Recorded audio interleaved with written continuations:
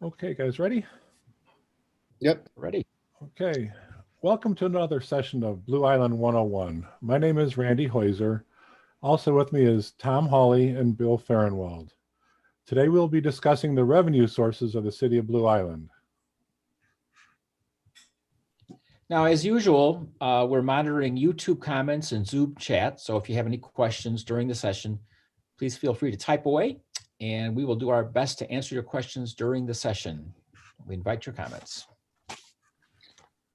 So there are many sources of revenue from that the city gets.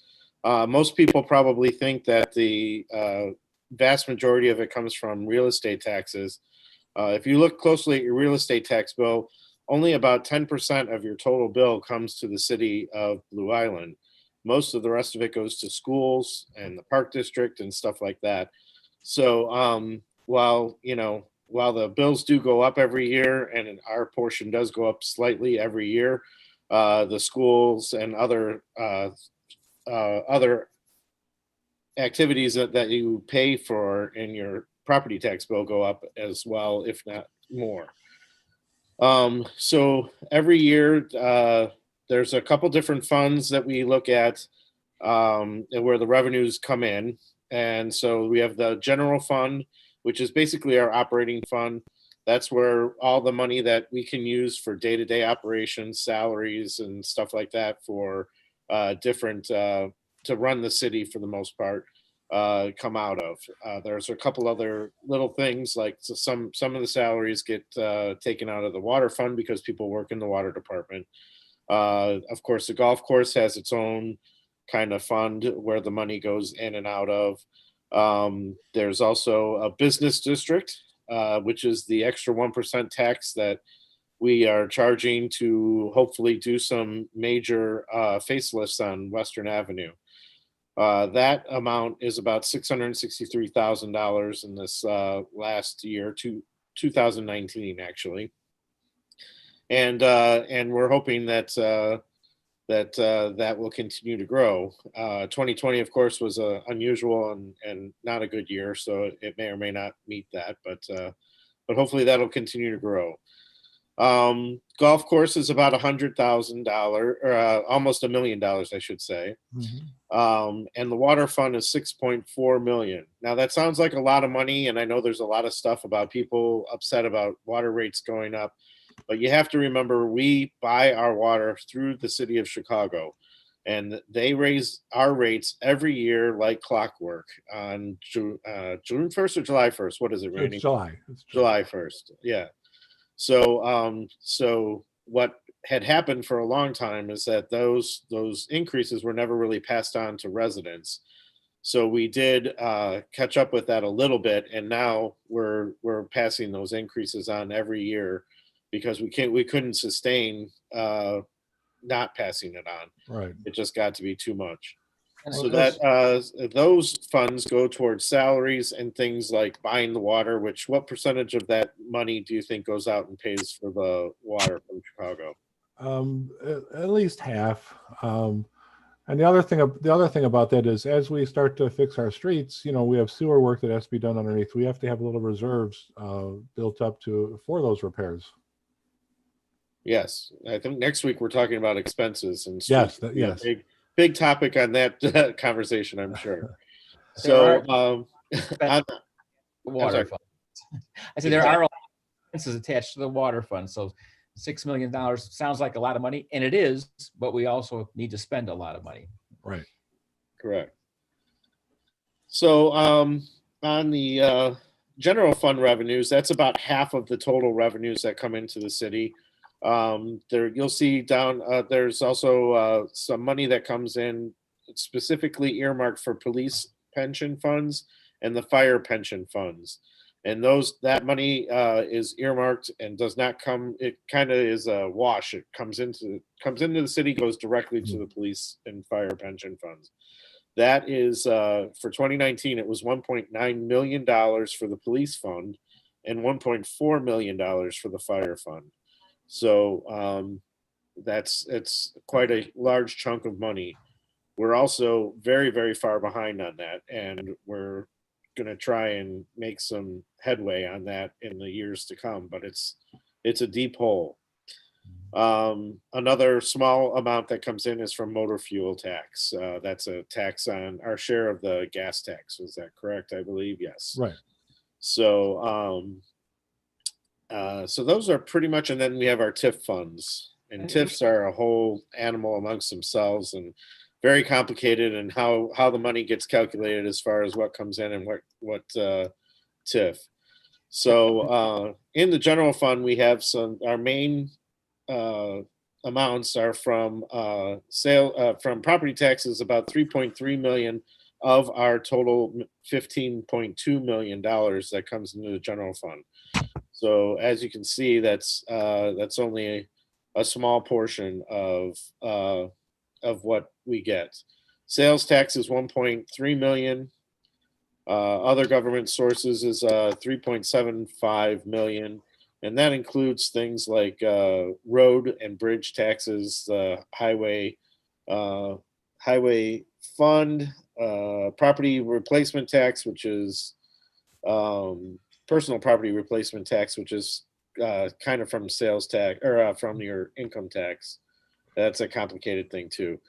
And then you have a state use tax, and then the state income tax. Our portion of state income tax is 2.5 million of that 3.7 million. There we get some funds from utility tax. We get some few grants, and then licenses and fines and fees make up the rest of that. Gaming is we get a very small percentage of the gaming, but it is amazing how much it adds up in Blue Island. So I'm not sure if that's a good thing or a bad thing, but we get about $356,000 a year. And I what is it, Randy? I think we get like 5%. Huh? 5? I thought it was like 2, but 5% of the winnings. So that means people are winning a lot of money here too. So anyways, Tom, one other thing that's going to be new coming up this year is the establishment also of the road fund, which I guess was that come into effect in April, Well, Randy? It doesn't come into effect at all. What has to happen is that was a non-binding referendum question. So the city council will have to take action and to put forth an ordinance to establish that fund. And then once it's established, then we'll have to appropriate funds to it. The voters did by what, 90%? 90%, right? For that. So I would assume we're going to follow the voters' wishes in this case. That's my plan, but It's my plan too. And it will start out small. We don't have a large funding resource for that yet, but that's a new fund, and it's important that we have that and that then we make a commitment to that, just as we are chipping away at, as Tom said, at the pension fund. We need to do the same thing for our streets and our roads. well, and exactly, to go do a little bit of history, the pension fund used to be paid for out of the general fund years ago. And like Blue Island wasn't alone in the fact that they didn't fund the pension adequately. So then the legislature stepped in and said, you will fund it through a levy where you don't get to even see it.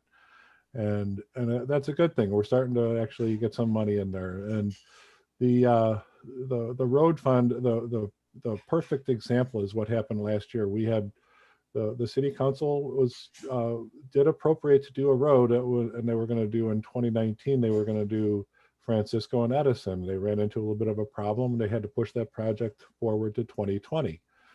Great.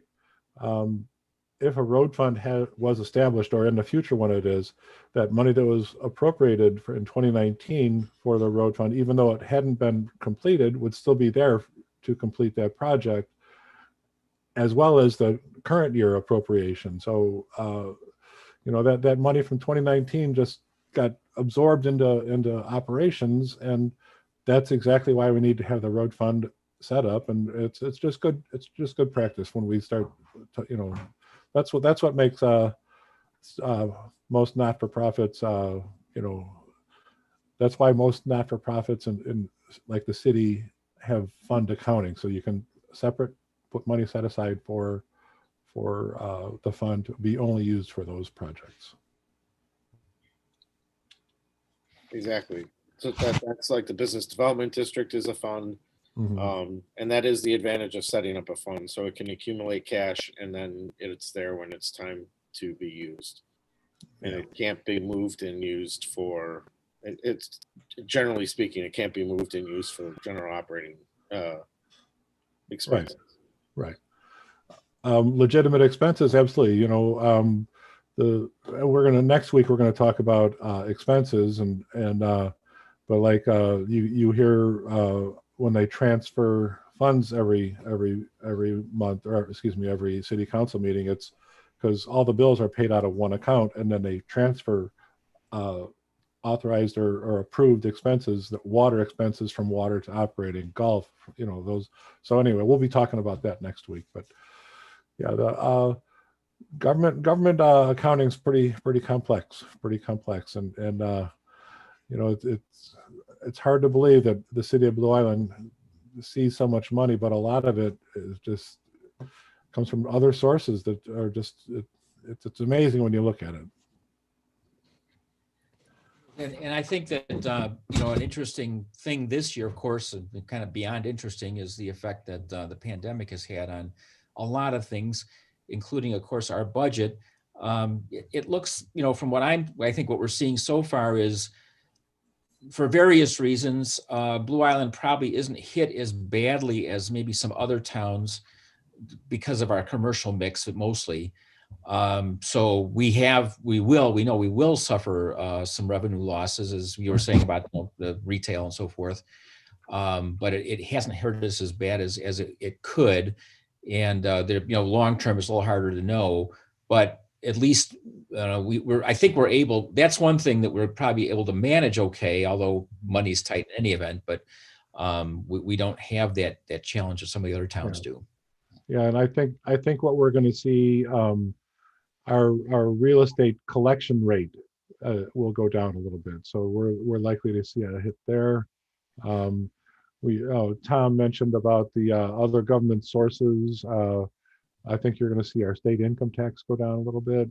I think you're going to see our personal property replacement tax go down a little bit. And like Bill alluded to, we're going to see our sales tax go down a little bit in the coming year. It's a never-ending challenge to appropriately balance the money, because we definitely could easily and appropriately spend more money than we do. So it's a challenge to make those decisions. Anyone else? Either? Go ahead, Tom. And it's always a guessing game as far as how much money we're expecting to come in too. So that makes budgeting and appropriating difficult as well, because no one thought about COVID and when we were passing a budget in January of last year. So it's you know, it was just kind of a fluke thing, and you know, a recession can come out of nowhere and have a huge effect on revenues. So, and those are the years that it's good to have a little bit of a surplus, if it's possible, to sort of kind of help you through. But and speaking of which, something that happens often, didn't happen last year, was the tax anticipation warrant. Do we know if we're going to do that again this year or not? Yeah, we didn't have to.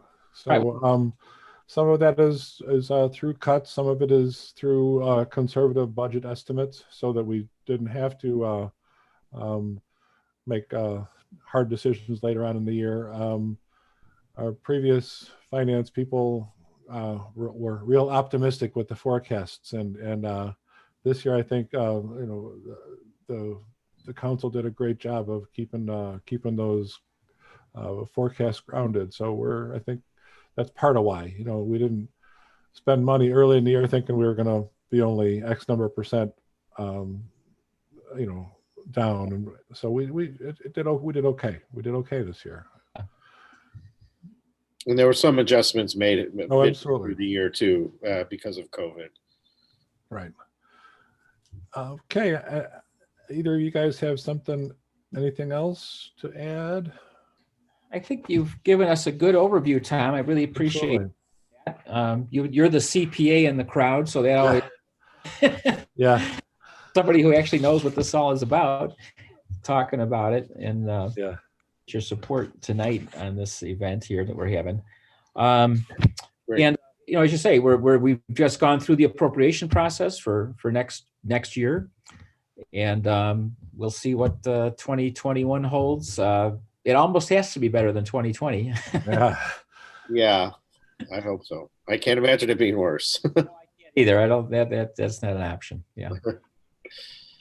So, All right. Well, Bill, you want to wrap us up? For sure. So again, we are on most weeks, and if you'd like to, keep up to speed on what we're doing, and you're on YouTube, make sure you do hit the subscribe button on YouTube, and that way you'll get notifications about when our next Blue Island 101 will be. As well as you can also look at any past sessions. We've got a little library of them building up. So we cover various areas of city government so far, and next year we'll be getting into some more in-depth information and talking about the political landscape. So that's all coming up. All right. All right. So thanks for listening. We hope this session has been informative, and we look forward to seeing you next week when we're going to be talking about the expenses of the city.